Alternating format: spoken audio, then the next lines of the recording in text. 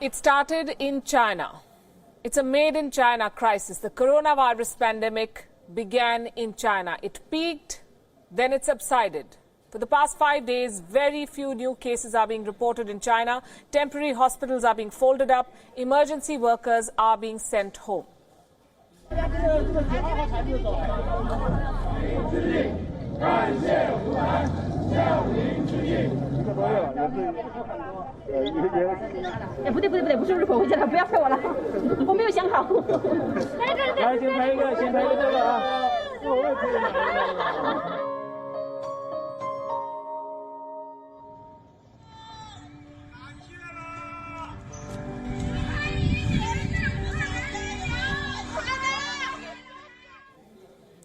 So China is recovering, but the rest of the world is struggling. There are more than 200,000 cases worldwide now. The figure has doubled in 2 weeks. More than 8,000 people have died. More than 82,000 people have recovered. China had almost half of the global cases, more than 81,000, 3,200 deaths. Now China's numbers are falling. But elsewhere, the death toll is mounting, the disease is spreading, and China is to blame. This is a Chinese virus. Tonight, we'll give you 4 reasons why. 1. China ignored reports of the virus for weeks when it was first reported. 2. China targeted the whistleblowers. 3. China destroyed test samples of patients. And 4. China lied to the world about how serious the situation is. Had China been transparent about the coronavirus outbreak, the world would have had a head start in containing this epidemic. The hashtag China lied, people died is trending. And there's merit to it. On this show tonight, we will show you evidence of China's cover-up. This report has been prepared after days of research and backed up by several international publications of repute.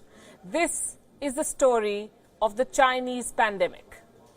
The first cases trickled into Wuhan's hospitals almost 3 months ago. This was in December 2019. According to some reports, the first case of coronavirus emerged way back in November. Patients complained of dry coughs, high fevers and breathlessness. When lung scans were carried out, they showed something different. This was not your usual pneumonia. The patients continued to get more sick and more people became infected. The virus was spreading. But authorities looked the other way.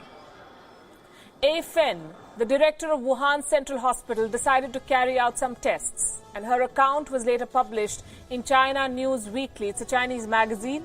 The tests came back by the end of December.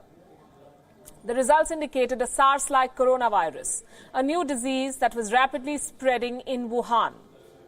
Other doctors began reporting similar cases. One of them was Dr. Li Wenliang.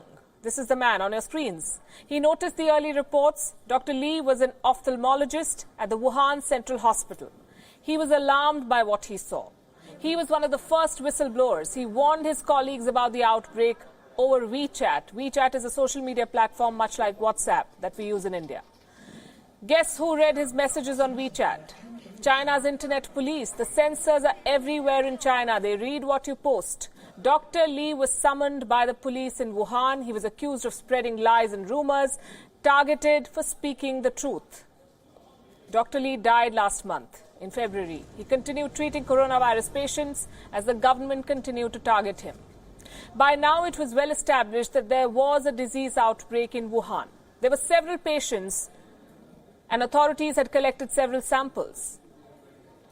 Researchers were carrying out tests and Beijing had been informed. They knew what was going on, and that is when the cover-up begins. On the 1st of January this year, an employee of a genomics company reportedly received a phone call from an official. This is a very important turn. This company was involved in the testing of the coronavirus samples. The Hubei Provincial Health Commission ordered them to stop the testing. Stop the testing. They were asked to destroy all existing samples. You heard that right. Destroy the samples, bury the proof of an outbreak. 2 days later, on the 3rd of January, China's National Health Commission ordered all institutions to not publish any information. Labs were ordered to transfer any samples that they had or destroy them. But this outbreak was too big to hide. 6 days later, China had to admit that it was dealing with the Wuhan Coronavirus outbreak. So to sum it up, when the disease was detected, China refused to acknowledge it. When concerns were raised, China tried to silence voices. When proof was provided, China destroyed it. Beijing knew about the outbreak, but it suppressed the facts and let the virus spread. When countries around the world tried to impose travel restrictions or issue warnings, China lashed out at them. China said that they were spreading panic. When Chinese citizens faced scrutiny outside, China said that they were victims of racism. When the world demanded accountability, China said that the virus was an American import. For weeks, Chinese diplomats have been churning out propaganda. They're pushing conspiracy theories. They're trolling critics and blaming the US for this outbreak. The Wuhan coronavirus could have been stopped, but Beijing's cover-up unleashed a pandemic on the world.